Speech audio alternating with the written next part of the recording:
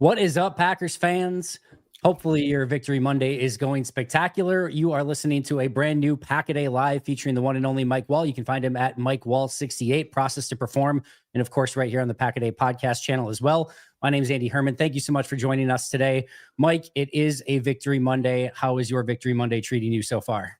Yeah, Andy, so far so good. That was a fun game. I was in Arizona for all weekend, and I had to watch the whole thing on the phone, which is never fantastic. But I'll tell you what a great win for the squad. And it was one of those games where you just you watch and you're like, man, the Packers are a much better team. They're a much better team. And then it's like, well, how the hell is it 21-21 then? That doesn't make any sense, So there's something to the Bears right now. I'll say that. And I think the world is better when the Bears-Packers rivalry is on and the Bears are actually a good football team. I'm kind of for it. But yeah, that was hopefully the start of a great series of rivalries between these two teams and coaches. I'm right there with you. And especially with the fact that as the game was going on, it felt like Green Bay was the better team. I thought Green Bay was playing better. The score didn't indicate it when it was 21-21. You look at all the advanced metrics and analytics today, and it all says the Packers were the better team in that game. But the Bears are just, and I kind of put this a few weeks ago of what I expected from this Bears team. I say the same thing now. They're just going to be a pain in the ass for just about every team to play.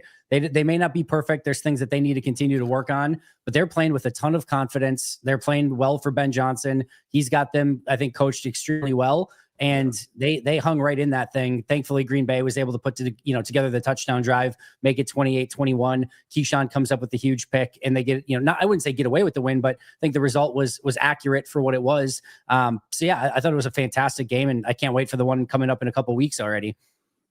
They're well coached. I think that's the thing that kind of jumps out is that they're really well coached, and they're really, if we're just Caleb Williams is their best player, and also is right now setting their ceiling prematurely low, or no, not prematurely low, but lower than it will be in weeks and months to come. He's their governor and their best player right now because he makes a lot of mistakes and he misses a bunch of stuff. And Ben Johnson, I just did my review show, and the way that this is a masterclass if you like watching offensive play callers and play designers.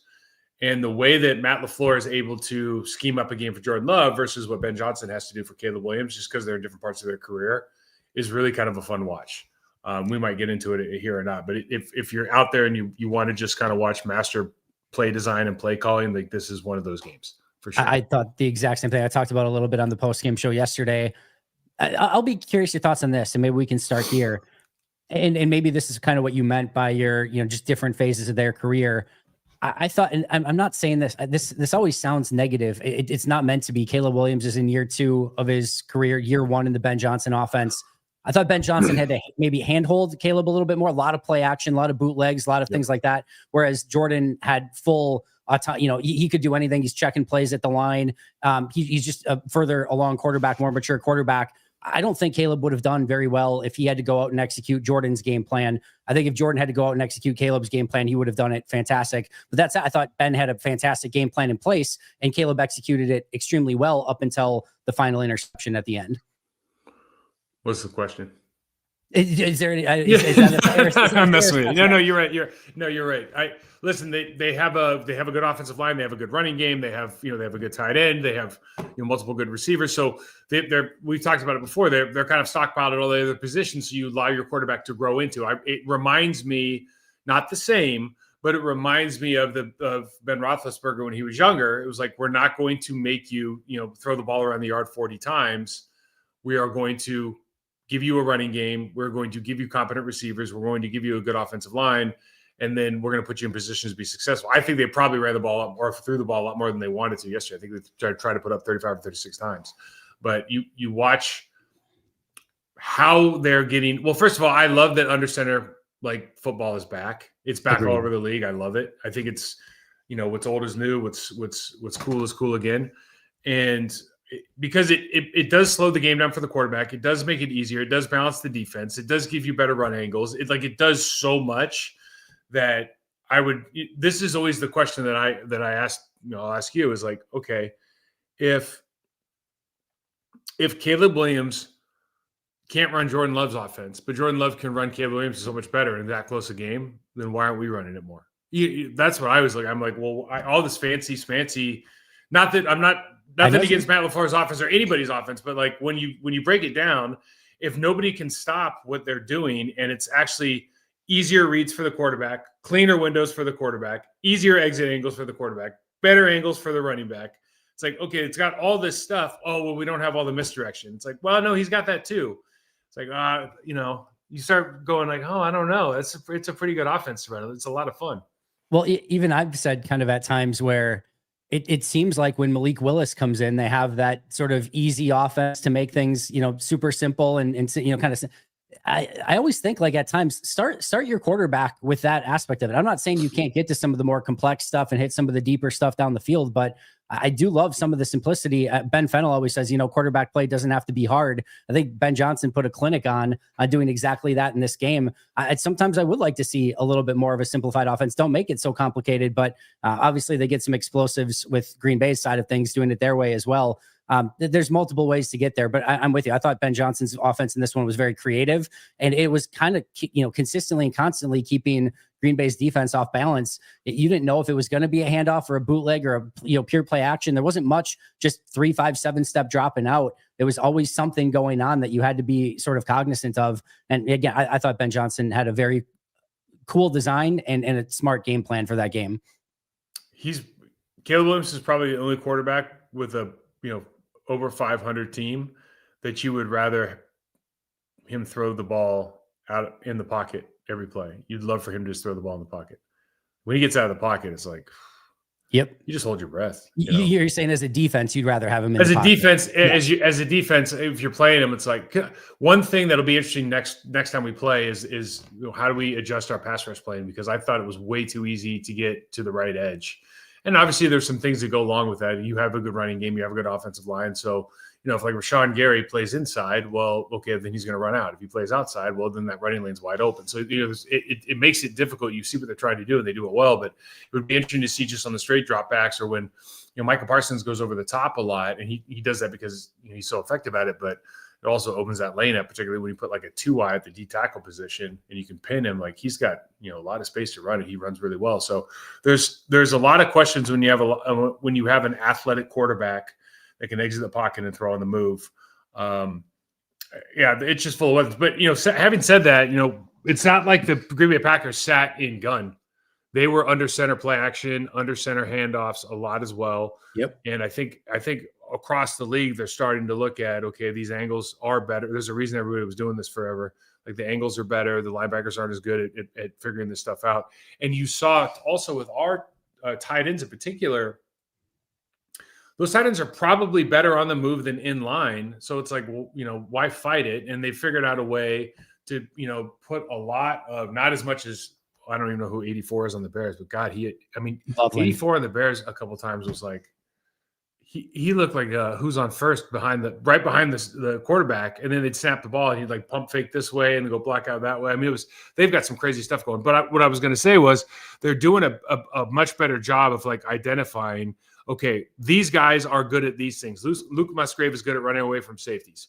81 and 86 are good at blocking on the perimeter. So like, let's let them do that and not necessarily put them in line as much and not ask them to do as many things against the defensive end. So we don't, go back to the drawing board on Monday morning. Like, okay, that didn't work again. What do we need to do now? Yeah, I'm right there with you. I want to get to some of these questions that we have coming in. But before we get there, one of the things I wanted to ask you was Micah Parsons, cannot seem to get a holding penalty to save his life. As a former offensive lineman, maybe you are pro not calling as many holding penalties. But what have you seen from Micah this year, and what is it that seemingly makes it that he cannot get a holding penalty to save his life? Obviously, there's some that seem pretty obvious, and the hard part is like the one that they gave on 58 to Rashawn Gary early in the game. Like I've seen that one not called a lot. Yeah, frankly, right. And so what happens is if everybody looks at it like, if I get my hand across your chest and then you just like turn and rip, like if I glove you and then you turn and rip, this isn't necessarily what's happening with Parsons, but if you turn and rip and all of a sudden my hand's like out, everyone wants to call that holding. Well, not like that's not going to get a holding call very often if you're just running around the perimeter. what's going to get the holding calls, like around the neck, if you got the inside of the pad, if you got the outside of the pad on the far side, like those are all get holding calls. But if your hands are tight and they just kind of twist their body so your arm looks extended, a lot of times you're not going to get that call. And so people get upset with it. But that's just, those are there's letter of the law in theory, and then there's subjective reality of like what the refs are going to call from play to play. And I was like joking today on the show, it's like, there's 4 eyes on 20 bodies in there, or 10 bodies in there. It's like you're not gonna catch everybody on the offensive line. No, and I totally agree with that. And I don't think you can continue to call it every single play and things like that. Just feels like he would happen into a holding penalty every now and again with how dangerous he is as a rusher. And it just seems like he can't quite get that call, but it is what it is. And he still is a menace no matter what, regardless of if he's being held, if he's going, against 2 or 3 guys.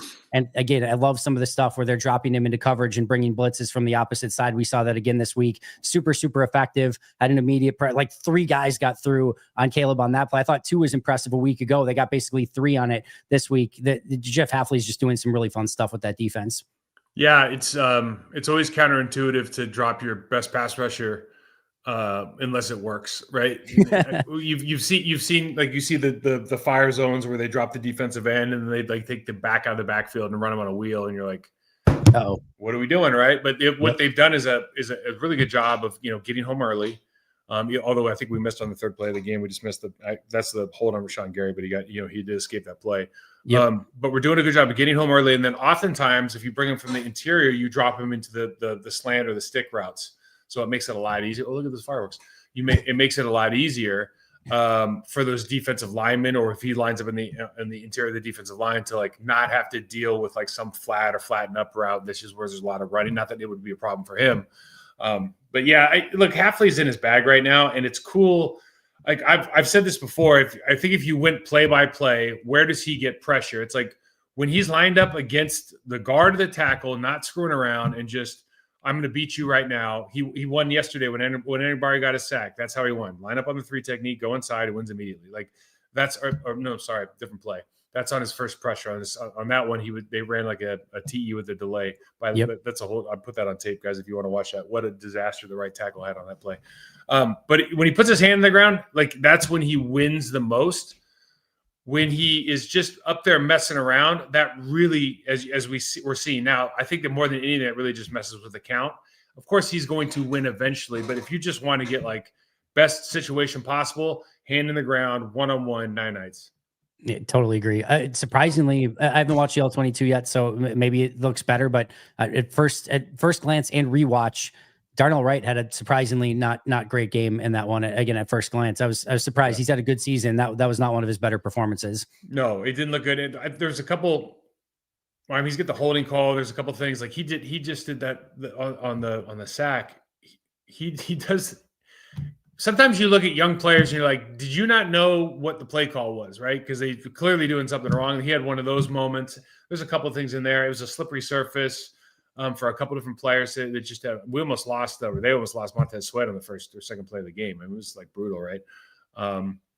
But listen, that's when you have a player like Micah Parsons or like Myles Garrett right now, the amount of attention that person garners with the D coordinator, with the offensive or the O coordinator, the offensive line coach, the quarterback, everybody. All the way down the line at the line of scrimmage, or to the moment at the line of scrimmage. Like it is so all encompassing that you tend to start making plays, even if or making mistakes, even if you're not directly affected by like where he is. It's like because the counts change, or like we're sliding over there and all the protection's going to that side. And okay, now I got 4 dudes lined up in the B gap. Who the hell should I take? Like these mistakes start getting made, sort calls, sift calls. They start getting made just because like you're always occupied. We used to do this like Junior Seau. We had this like rule, like we're just blocking the 4-down lineman and wherever Junior is. It doesn't matter who anybody else is on the field. And so, if they line up, if they bring like a Wolf, Wolf strong safety blitz or Wolf free safety blitz on the backside, you're like, well, I should get him, but Junior's over there on the right. It's like, what do we do? So there are these like kind of mental gymnastics that have to take place just because a guy like Mike is in the game. You mentioned the slippery field. it's something that Lambeau is now pretty known for. Was that the case when you were playing? No. Was it the same then? No. It's interesting that it's become such a thing. And now obviously Green Bay is, usually adjusts for it, wears the longer cleats, and you see the opposing team come in and slipping around. I don't know if that's something that Green Bay almost likes, or if it's just something they can't control, but it is really unique that continues to be a thing for Lambeau Field. We used to love, so that's always had longer, thicker grass, or at least, back in the day. And so, especially when it was wet, like the wet days were the best for us, because we knew to put in these longer cleats on 3 of our studs. And so you had perfect traction. But what it really does is, like, I'm never going to be slower, because I'm not really running anyways, right? I'm just and I have the right cleats for traction. So if the D line gets slower because it's wet, like, it's the best day in the world for us. And it's the same, really, offense versus defense. The offensive guys love it when it should love it when it's a wet field, because we know where we're going, we know where we're going to cut, we know where we're going to break, and they don't have a clue. And so now, if they get any part of your body kind of out of frame when you take that step, your feet slip out, and that's a real issue. So our favorite days, at least across the offensive line, were like, if it's a wet day, we knew we're going to run the football more, and generally, and we knew the defensive line was going to be slower. So, like, if their get off's a half step slower, like, we've already won.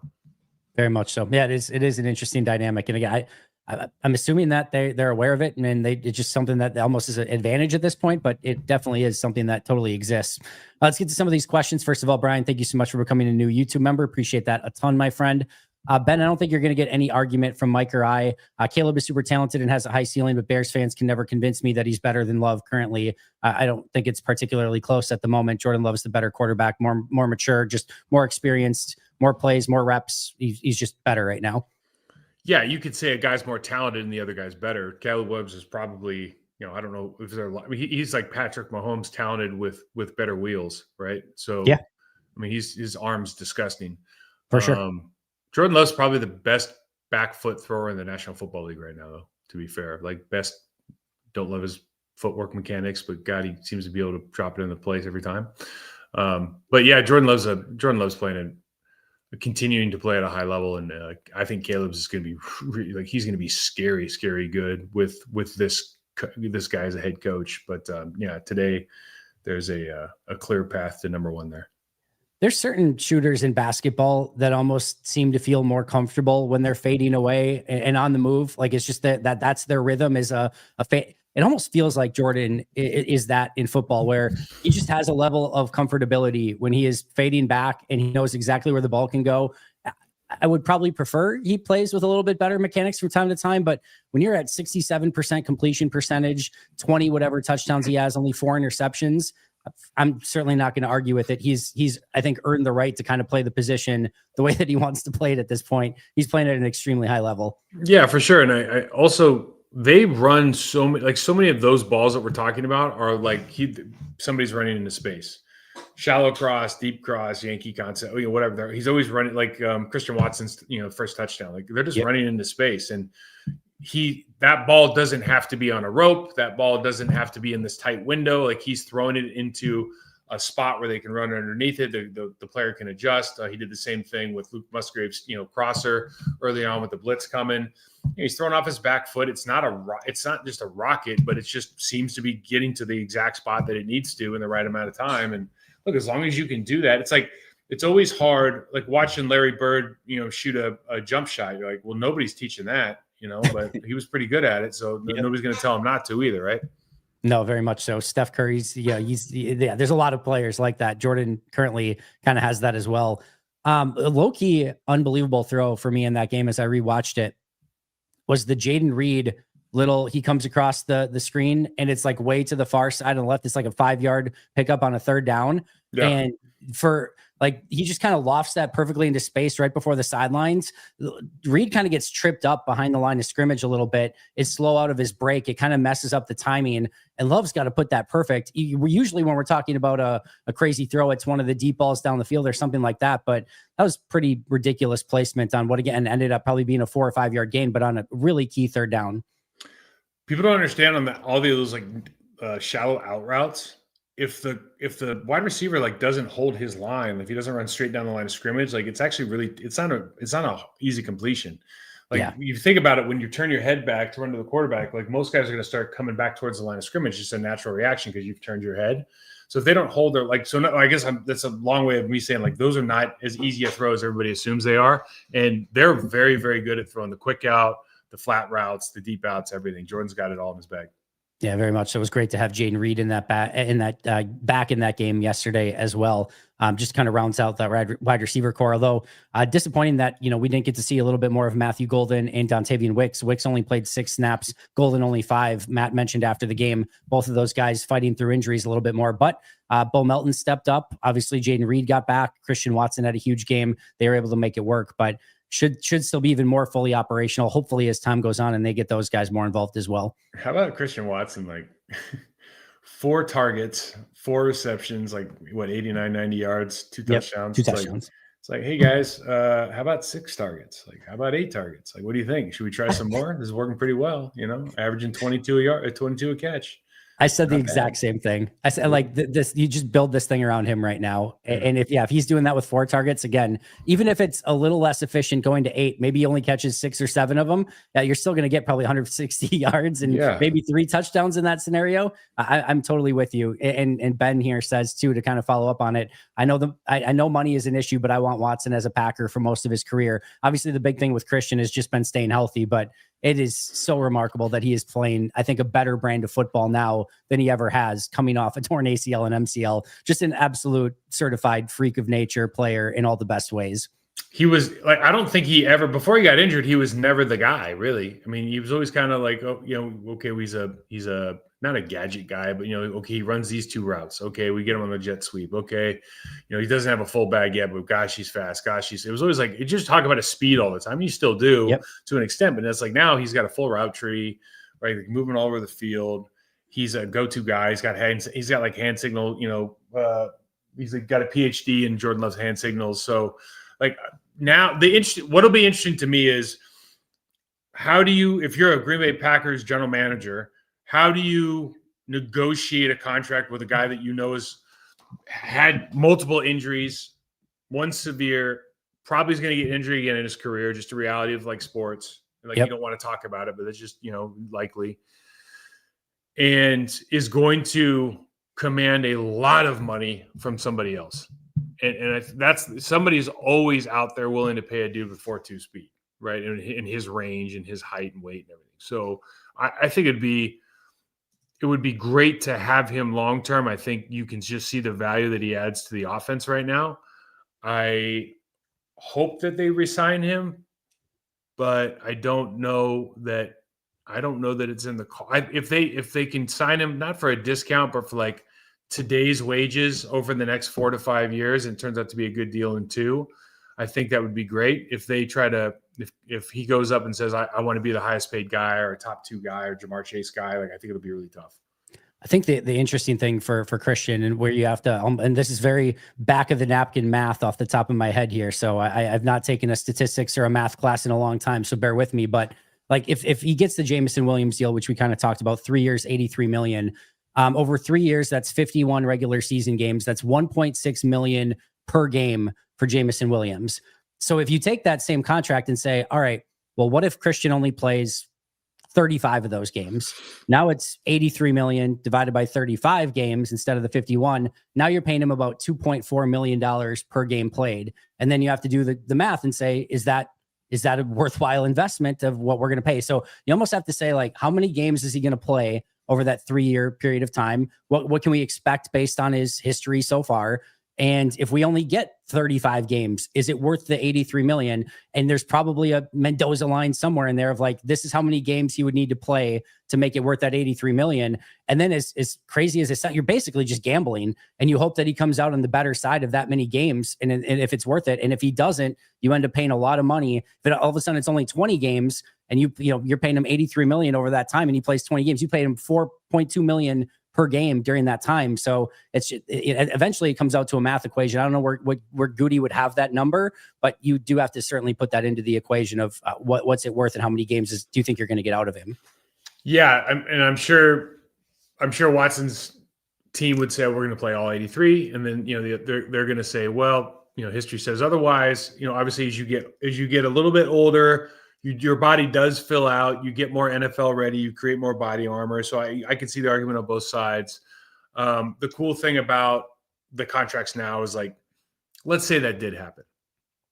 You could very easily put in voidable years to the end of the contract and kind of come to an agreement up front of like, well, this is how we're going to have to, negotiate this and just, or like, the way that the really, really good non-quarterback guys now are just trying to figure out how to do 3-year deals because the cap goes up so much anyways. Yep. So we talk about this 3-year deal. So like he could make this a 7-year deal, right? With a $83 million kicker in the fourth year or something, some ridiculous number. So like we'll double your salary in the fourth year if you make it that far. And so they have to cut you. And then when they cut you, it hits the cap, et cetera. So it'd be interesting to see what happens though. He's to me, when you get a player like that, you want to do everything you can to keep them. I'm sure Green Bay will, but how he plays the rest of this year, meaning from an injury standpoint, if he stays healthy, and then you're probably looking at like midway through next year, if he's still staying healthy, that certainly would help his cause and Green Bay's cause to say, yep, we want to give him the contract. The way that he tries to work in the block in the running game, that was bad English. The way that he blocks in the running game, what he's doing on the field, if I was in his camp and they didn't give him, it keeps going the way it is right now. If I was in his camp, I know they just signed him to that deal, but like if they didn't renegotiate this deal in the offseason, I wouldn't feel great about it. Yeah, no, I'm totally right there with you. Pokey asked about the holding penalties. We went over that already. Matt was excited because we didn't think we were going to get a Mike Wahle live today, and we did. And happy Mike is here, and we were able to make it work. Let's see. CHD Matt. Andy, in Mike's opinion, has Jordan finally cemented himself as a top 3 quarterback in the NFL? I feel he has. Whoa, you want to go first on that one? Yeah, to me, no, I'm not at top 3. And as soon as you get to 3, we can go Mahomes, Josh Allen, Joe Burrow. Yeah, there's some really talented quarterbacks in this league. To me, he's probably in that top 5 to 7 range would probably be where I put him. But in any given game, I think he can go toe to toe with just about anybody when he's playing well. And the thing about these lists is as soon as somebody achieves a certain status, we see the NFL sort of adjust to them. And then all of a sudden, like Lamar Jackson this year is not, and I think injuries are playing a huge part, but Lamar's not. CJ Stroud and Jaden Daniels were supposed to be the 2 next big things. And CJ Stroud after the rookie year hasn't quite been the same. Jaden Daniels probably mostly due to injuries this year has not quite been the same. We look for ways to sort of start knocking these quarterbacks down. So all I know right now is Jordan's playing fantastic football. I'm so happy he's the quarterback of the Green Bay Packers. And if you want to slot him in anywhere between, I don't know, probably 4th and 9th, somewhere in that, you could probably make an argument one way or the other. Yeah, I really don't spend too much time thinking about this stuff, but just off the top of my head, like CJ Stroud and Jaden Daniels are probably good comps. They're younger. So CJ obviously lost offensive lineman this year. He was injured, lost the running game. They've had some problems. He was injured last year, obviously. It really stifled his year. Jaden Daniels is the same. You really like those guys. The difference between Jordan and those guys came in better at a younger age, obviously. So they have some room to grow. They sit high in the top of their pockets. They take a lot of sacks. They hold the ball a long time, to CJ in particular. Jaden's a pretty dynamic guy as far as but they're going to run different offenses with him, I think. Jordan's just really, let's just say like he's a really good football player and he continues to get better. I don't have him at top 3, but I think going into the season, I was thinking like, he's like probably a top 12 guy, something like that, just casually saying that without putting any thought into it. And now you're going, okay, well, he's definitely above, I think top 12 he's in my top 10. I just don't know where he sits. Yeah, it's in that range. And again, everyone's going to have a different opinion of it. Again, he's just playing really good football, and that's all I kind of care about. Is he playing better than Sam Darnold? You know what? I would probably need to go and take a more exhaustive look at Sam Darnold to get a better feel for it. Is he better than Justin Herbert? I think he's playing better than Justin Herbert. Justin Herbert's like the complete Rorschach test of what you feel of him as a quarterback. I don't know if there's anybody that's more polarizing than Herbert. I think Herbert's a really, really good quarterback. I think he's having a good year, but those two are really, really close to me. I kind of think I'd take Jordan right now, but Justin's so freaking talented that it's always tough to sort of bet against him too. I don't know. What do you think? If I was starting a team, you'd probably take Herbert, but I think it's situational. It's a different offense. Jordan's had more. I think Jordan's had like more success. Feels I that think way so at too. least. But like now you got me thinking. Matthew Stafford's still in the league. Oh, well, he's going to have an MVP, right? He's going to win MVP Dak Prescott is a regular season MVP, front runner every year. So there's some serious Baker Mayfield. You take Baker or Jordan. Like Baker's pretty damn good, right? And you just start going like it's a tough thing because they all bring. What was always kind of interesting is the conversation we had earlier about what play caller, fits better with that player. That was like the Ben Johnson offense with Jordan Love or Caleb Williams with, you kind of looking at those things and what they really want to accomplish. Not that they're not adjusting for their quarterback, but what those guys really want to accomplish at their core. You put like Jordan in a strictly old school West Coast offense. Like I think he probably does. I think he probably does really, really well, right? And maybe because there's quicker answers, and it seems like he'd be a very cerebral guy with accuracy in the short game. You probably like that as well, and he still gets to attack the play action stuff. So yeah, it's always a fun thought experiment. But I think the cool thing now is you couldn't say this 5-7 years ago. There weren't more than 10 or 12 guys that could win you a Super Bowl a couple of years ago, and now over half the quarterbacks in the league, I think, win you a Super Bowl with a good defense, and everything goes for sure. Drake May, another player who's having a fantastic year in New England. Yeah, I didn't want to bring him up because he's so young, but Drake May's probably in my top 5 right now. He's pretty good. All right, random sort of fun question for you. Same draft class: Caleb Williams, Drake May, Jaden Daniels. Who do you want as your quarterback moving forward? Well, so Caleb was number 3. I just, there's something about the on-field kind of stuff. Well, first, I didn't like his tape at USC just because for the same reason we didn't like his tape last year. He was kind of the same guy. So stop there. But incredible talent. Jaden Daniels was really, really good his last year in college, and he would have caught my eye more than Drake May. But seeing like where they're all at now, like I love Drake May's game, but I also love the way the Patriots think about football more than I probably do the other teams. So I don't know if I answered that or not. No, you're good. The 3 best coaches in this last coaching cycle are all doing extremely well. Cohen in Jacksonville, Vrabel in New England, Ben Johnson in Chicago. Which one would you want as your coach moving forward? Well, it's going to be between Vrabes and Ben. I know both of them. I think that the hard part with Ben is that he calls plays, so you're always going to have that in your back pocket. I don't know what kind of leader he is. He seems to be a hell of a leader. But when I knew him when he was younger, and you don't really know how that grows, right? But Vrabes is the ultimate culture warrior coach. Yeah. And I'm personally more inclined to think that's interesting because but then you have to have a Josh McDaniels, you have to kind of go through these different cycles of coaches, which also can help you evolve as you go. So, one thing that this is longer, now we'll get into it, but like when Belichick, one of the reasons that Belichick was successful for so long, it wasn't just Brady. It was that all these coaches were getting head coaching jobs, so they had to cycle through and evolve all the time. So most coaches lose their voice at like 7. Good coaches lose their voice after like 7 years. After 7 years, the player's like, man, I've heard this shit already. Give me something new. Yep. And one thing that can happen is if you have a successful team is, okay, Romeo Crennel leaves. Oh, they bring in Matt Patricia. You start getting Bill O'Brien, starts calling plays.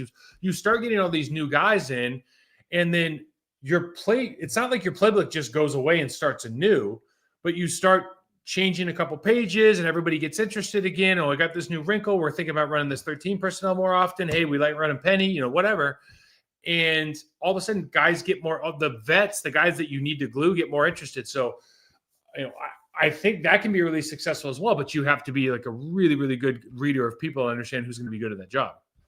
It is funny that when I look at teams now, like maybe in the past, I would look at teams have been like, oh, they've got the same coach coming back, the same coordinators coming back. They've re-signed all of their players, their team's intact. They're maybe bringing in a new draft class, but they're mostly the same. It's like you kind of stayed stagnant. You kind of have to add something a little bit different, whether it's a playmaker on offense or a Micah Parsons on defense. That's obviously an extreme example, but a playmaker on defense, a new coordinator. Like, there almost has to be some new sort of like theme or juice to the team. Otherwise, it just feels like things take a step back. I don't know. I know Washington added Tunsil and Debo, and injuries have been their biggest thing, but it just feels like if you're not taking that next step forward, if there's not an evolution somewhere, it just feels like you kind of get left behind. And I think that's going to be what's really interesting about the Packers this upcoming offseason is they've got no first round pick. They could, if anything, they could potentially lose Halfley, which even if getting a new voice in, that's probably going to be a worse voice. And they're not going to have money to spend in free agency. There could be that stagnation a little bit in this offseason, but that's down the road, but just something I'm going to be keeping an eye on. Yeah, I think you're right on all that. Even if you just bring in a new, what teams will do a lot now is they'll bring in like one of their old senior system buddies or something that comes up with an offense that they haven't ran and just giving them some new wrinkles and some new ideas. But like having an actual voice change is a very interesting part of this. And I'm just trying to think back like with Sherman, for example. Sherman like hired Tom Rosley, but then like Sherman would take over play calling every once in a while. So like, I guess that was the change of voice in the room, and we needed it. And it was like, it was an immediate like, oh, okay, we're awake now. You know what I mean? And not that Rosley was doing anything bad. It's just, needed a different voice. I do think it's extremely important. It's always important to grow. Teams self-scout. But then a lot of, it's like how many teams are self-scouting to verify and not to challenge. It's well said. No, I think you're probably right. All right, a couple of super chats quick. Zach said, Mike, what kind of impact on process and preparation does playing a team twice in 3 weeks have, and also beat Navy? Beat Navy, huh? It's going to be a hell of a game this weekend. I tell you what. Well, the process and preparation, playing team twice in so you go through the first part, obviously, that we just went through with the Bears, and there's a little bit of familiarity in what you always wonder, like what you want to think is, I'm so important that they're probably like doing all their game planning for the next 2 weeks just for me or just for our team, but that's not the case. Like they got to go play, like we had to go play the Broncos or whatever, right? So what ends up happening is the familiarity in the individual matchups is, I think, what gets kind of exposed. Now, I can assure you that every coordinator on both staffs is going to have a new wrinkle to combat something that they saw 2 weeks ago, and then obviously the same things that they saw last week. But I think the more important thing is they're going to see some individual matchups where like, oh, we know that you beat that player like a drum last week. So they're going to, every time you go over here, we're going to have to reinforce that. So I think it's more in these situations about identifying the matchups that you really, really like that you just saw 2 weeks ago and how to exploit those or how to have a counter if they have to guard that a little bit more than like, we're going to come up with a new game plan because we saw something cool from the game 2 weeks ago. I just don't think that happens as much. Based on what you saw yesterday, we kind of talked about it, felt like Green Bay was the better team. Yeah. It feels to me, I feel more confident going into that game against Chicago. I thought Chicago had to work harder to stay in that game. And I think if it's a similar sort of dynamic, I think Green Bay goes into Chicago and wins as well, but never easy to win on the road. Certainly should be a good game. Yeah. I was surprised though, the counter of that from me at least would be that I think the Bears, they ran a lot of plays. And they were almost, I guess they were almost 50-50 with run pass. But I just thought that they were going to do a better job of establishing their run game. They had a lot. One thing that was interesting in both teams, particularly with the Bears, is like their apex and insert players were beating our receivers to their insert spots and everything. That's why a lot of our run game stuff didn't work as well as maybe it could. But you saw that the Bears felt like they could get movement inside, which is something we talked about beforehand. Yep. And they did have some success, but like it felt like they didn't get to that until like halfway through the third quarter. And they're like, oh yeah, we can run the football still. And so I don't know that they're going to go into this next game like, you know what, we're just going to keep, doing the same old play action pass, roll it to the right, do this thing. I think he's going to have something more. But Andy, they are limited right now without a real drop back passing game. And so there's only just so much stuff you can – there's only so many flood routes you can run, right? Like they do a great job of dressing up their flood routes, but it's still flood. And so there's only so many times you can do that. The one thing I'll say about the Packers is going into this next game is I do think – and I just highlighted this on the show is like that pass rush plan, I think, is going to have to change this next time around. Like, you just don't want to give a guy like that many opportunities, particularly at home. No, big time. They're going to have to figure out something, whether it's bringing guys off the edge a little bit more, or whether it's, again, just kind of hemming him in the pocket, which is easier said than done against him. But they're going to have to make it so that he doesn't have quite as much time rolling out and making those big plays. Should have had something to say. It felt like in this game, and I talked about this a little bit in the pregame, where everyone in the stadium felt like they knew Chicago was going to come out running the football. So I was curious if Ben Johnson was going to do a counter and be like, well, everyone thinks we're going to run early, so we're going to try to do a bunch of play action and develop the pass early and get them off the scent a little bit. It almost felt in what Caleb started like 2 of 9 or something. It was a really bad starting performance. I don't think we're going to see that same thing in Chicago. I think they're going to come out to establish the run right away, and I think they're going to feel confident that they can do it. Yeah, when they watch the tape, they're going to, especially like with Devontae Wyatt out, this is kind of the big, maybe the biggest question mark on defense as far as going into the playoffs and how far you go, is what that defensive tackle room is going to do. And if you watch the tape, when they double, they get what they want. Like, they're getting movement back to the linebackers. It's just our edge players, our safeties, they come in and make, they're really, really good. They come in and make plays, but they are getting that movement. You can get the tough 4 yards if you want to get the tough 4 yards. And the issue, or I'll say this, Andy, the difference in the plan between the Eagles game and the Packers game, and I would say the Eagles box is better than the Packers box because their front four is just unbelievable, right? Yep. Although they haven't maybe been playing as well recently, you have to tie the safeties into there, all of that. But just like strictly from like, can you move humans off the spot with the Eagles? I would feel better about the pack. But the game plan for the Eagles, from a run standpoint, was so much better than I thought this one was. I thought they spent a lot of time trying to figure out how to get him outside the pocket and get him into space, maybe more so than like they did some really cool stuff last week against the Eagles that just didn't show up as much this game. I would expect them to go back to that. I think so too. It was an interesting evaluation for the run defense in this one. Their running back, just not looking at Luther Burden or Caleb Williams running the ball, but just their running backs, had 27 carries for 120 yards, 4.4 yards per carry. That's a good day at the office overall running the football. But where it really just stands out to me of how good of a job the linebackers, safeties, corners, etc. do, a long of 9 yards. Yep. So they're getting movement up front. They're able to run the football, but Green Bay is making it so that those initial runs where it gets past the line of scrimmage are not going for 10, 15, 30, 40, 60-yard runs. A long of 9 on 27 carries, despite getting 4.4 yards per carry, is pretty ridiculous. They did a really good job of making sure there were no explosives in that game. Yeah, I think Ben Johnson's, always talking about how important explosives are to his offense. And the funny thing is, Andy, we probably, this is a different conversation, but like, I don't think 4.4 yards a carry is very good anymore. I just don't think that's a good enough. In this day and age, I think if you need to have guys averaging 5 yards a carry. If you're going to do a light box against a light box team, like, you have to average 5 yards a carry going into the season if you want to call yourself a real running football team. But holding guys, the way that you get to under 5 yards per carry is holding guys away from explosives, and the Packers did a fantastic job of that. They can continue. I think they said yesterday we're the second best tackling team in the league. I don't know what the real number is, or the real rankings are, but they sure do look like they know what they're doing when they go after the legs of a running back or a wide receiver. And you can tell that we talked about last week. That's been a huge point of emphasis with this team. And sometimes it's just the simple things in life that really make you a better football team. And for this team, being able to tackle and hold guys to 9 yards a carry as the long is like, that's a much bigger deal than people tend to talk about.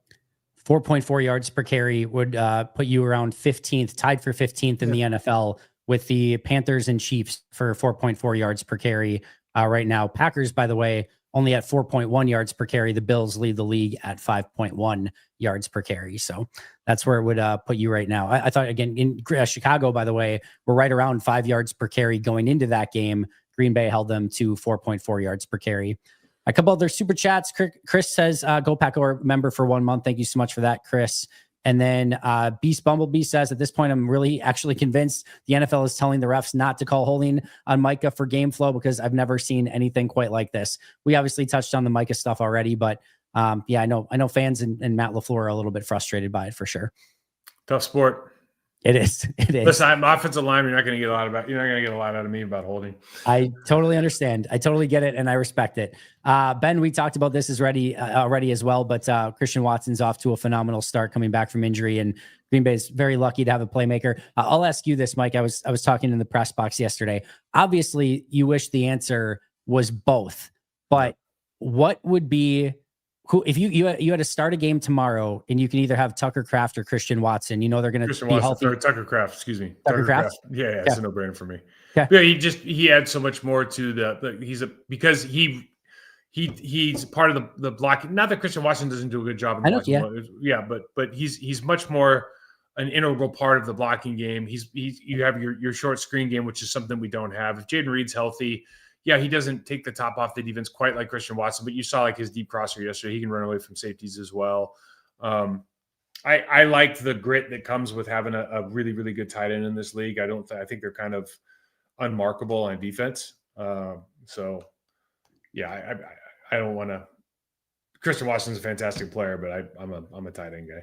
My answer was Kraft for some of the stuff that you were saying, but also just because I trust the group of Dobbs, Wicks, Reed, Golden, et cetera, at wide receiver. Without Tucker Kraft, you don't just have the tight ends available that you need to be as effective at tight end. Yeah, very good point. Very good point. All right. We had one more come in. Love how they involved Reed early and often. Yeah, he ended up in this game with 6 touches for 53 yards, and I think that's only going to increase. He's the one player where you can tell they go into each game with ways to design to get him the ball. You see it throughout the course of a game. Even with only 25 snaps, I think it was in that game, he got 6 touches for 53. As soon as that turns to 40, 50 snaps, I expect that to go up even more. Yeah, super dynamic, and you're going to have this embarrassment of riches again, hopefully in that room, particularly when Golden gets back and you start looking around and Dontavian Wicks gets a little more healthy, and you start looking around. It's like, do we have to share the ball with all of these players? And by the way, we have Josh Jacobs and Emmanuel Wilson. Like, how do we figure out what the game plan is as far as getting the right people reps? And it seems like the person that's suffering this year a little bit is Josh Jacobs. I mean, that's because the run game isn't as effective anyways. But now you look at it and you go, like, well, they'll probably start throwing the ball around the yard even more. You've got a quarterback that you really trust, and now you got all these new toys to play with on Christmas. It's like, got to see what happens. I'm excited. I'm excited to see what happens. Can't wait. Should be a fun one in Denver. Looks like it's going to be good weather in Denver. So should be a really, really fun matchup, and excited for it. I'm sure we'll get your breakdown on it later this week. We will. I might even share. So the Denver's the first and only time I had to start at right tackle. We had to go play Earl Dotson. Congratulations to Big E, by the way. He's just got into the Packers Hall of Fame. Which is awesome. Well deserved. Next year, so that's awesome. But he had these like really, really bad migraines. And he woke up one morning and had a bad migraine. He's like, he can't play. So we're in warm-ups, and I'm playing left guard. This is like my second year in the league. I'm starting left guard. And he's like, I think Beck came over and he's like,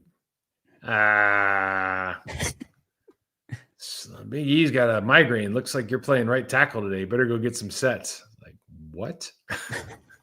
What? Who are you playing? You were playing against Denver? Yeah. Who was your matchup? Do you remember? I don't remember the guy's name. God, they had 2 guys. One was like a bot, like he had no pass rush at all, and I was like, oh, thank God, right? What year was this? This was 2000 or 1999. All right, let's see. Yeah, let's see who it was. He beat me for a sack, too. That son of a bitch. Beat me inside pretty bad. Well, they had Neil Smith on the team at the time. No, it wasn't him. They had Ma Tanavua or something like that. I loved when he lined up against me. He was my favorite guy. No pass rush in that game at all. They had a Harold Hasselbeck. No, but Harold Hasselbeck was not a bad player. Not a bad player. Who was it? What was that guy's name? I don't see anybody else, but maybe I'm just missing it. Maybe it was my third year. I don't know. Anyways, I'll remember. David Bowens? No, it wasn't David Bowens. Okay. I'll remember it for next time. It was like it was Alfred something or other. Anyways, long story short, that place is awesome to play. Alfred Williams? That's it, yeah. All right. We figured it out. That place is awesome to play. Super loud. They do this great thing where it's incomplete. They do that whole chant up there. It's a fun stadium to play in. Not too much to the elevation. to be honest, as far as like affecting your performance or anything. But it'll be a good matchup next week. They have a really, really good defense. They play at a high level. Benito's really good off the ball. They also have Zero on the other side that does a pretty good job. I can't remember his name now, but the kid inside 99, but just as a quick preview, is like a problem.